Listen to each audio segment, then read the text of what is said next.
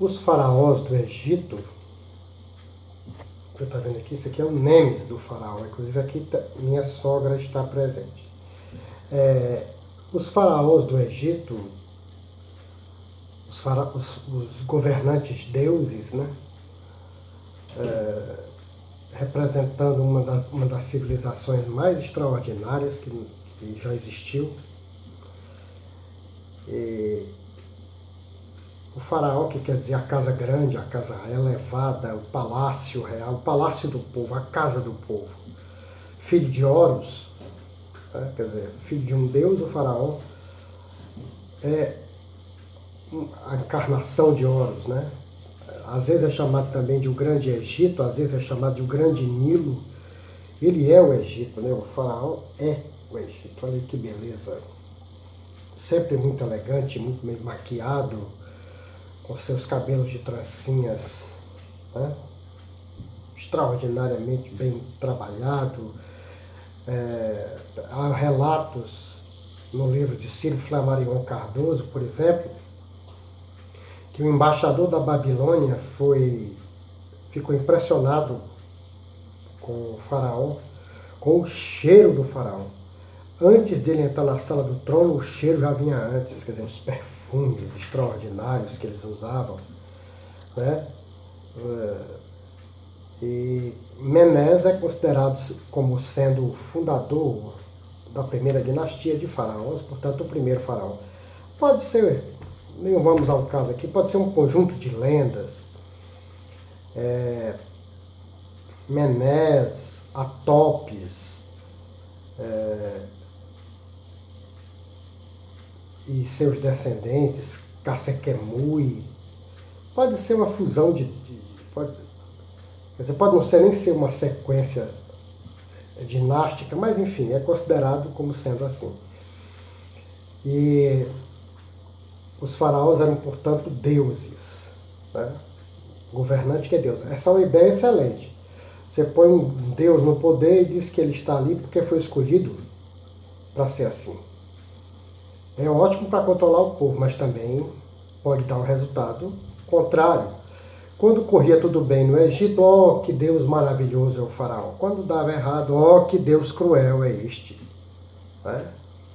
E sempre houve revoltas contra o faraó, principalmente quando lhes faltava comida. Minha sogra testemunhou tudo isso. Quieta. Diz a lenda, pode ser lenda, né? Menes ou Narmer, que é o primeiro faraó do Egito e coisa e tal. Mas dizem que Ciro Flammarion contava que a história do faraó se tornar um deus, e o mais poderoso deles provavelmente foi Ramsés II, né? Ramsés, o filho do sol. Ra, Amon-Ra, a fusão de dois deuses. Né? No Egito, os deuses podiam ser homens e animais, ou como, por exemplo, Anubis, que tinha corpo de homem e a cabeça de um chacal, ou como, por exemplo, Amon-Ra, que tinha corpo de homem e a cabeça de um carneiro, um deus carneiro. E Apedemec, que tinha corpo de homem e cabeça de leão. Enfim, Horus, que tinha corpo de homem e cabeça de falcão real. Então essa mistura de animais e deuses era muito comum no Egito. Mas conta a lenda, o Ciro Flammarion repete isso, que os sacerdotes, que sabiam de tudo no Egito, eles faziam previsão até de eclipses com perfeição, né? Os sacerdotes então teriam previsto um grande eclipse total do Sol. E aí então aproveitaram-se disso para criar um mito em torno do faraó. Espalharam para o povo que um grande monstro, né, o traidor, o grande deus Sete, né, que matou, na lenda mata seu irmão Osíris. Sete estaria aprisionando Ra, o sol. E sem o sol não há colheita, não há vida no Egito. Nem lugar nenhum, mas nós estávamos falando do Egito. E aí então o povo ficou alarmado, e tal dia o povo tinha que ir para Heliópolis. E o Netmeret, Heliópolis em grego, em aramaico, Yunet Mehet, o pilar do norte. Né? Ou simplesmente Yunet, o pilar, quer dizer, a sustentação, aquilo que sustenta, a coluna que sustenta tudo. Então havia um grande templo do sol, por isso que os gregos chamavam de Heliópolis, né? A cidade do sol.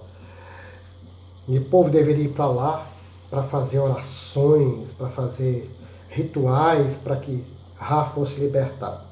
No tal dia combinado, quando o céu começou a escurecer, pleno meio-dia, o sol começou a ficar escuro, aquele monstro negro cobrindo o sol, e o povo desesperado, coitado, ignorante. Aí no momento que fica totalmente escuro, né, o efeito é catastrófico na cabeça do povo,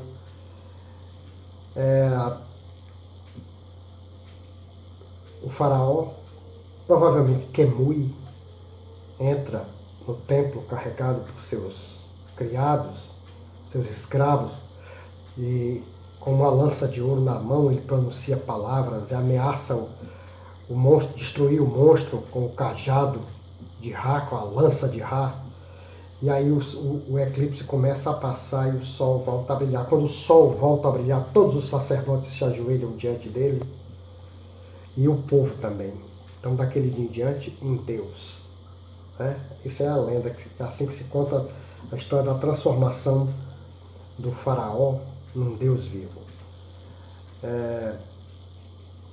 A história do Egito é curiosíssima e eu recomendo a você que leia sobre ele, sobre os grandes deuses do Egito. Né?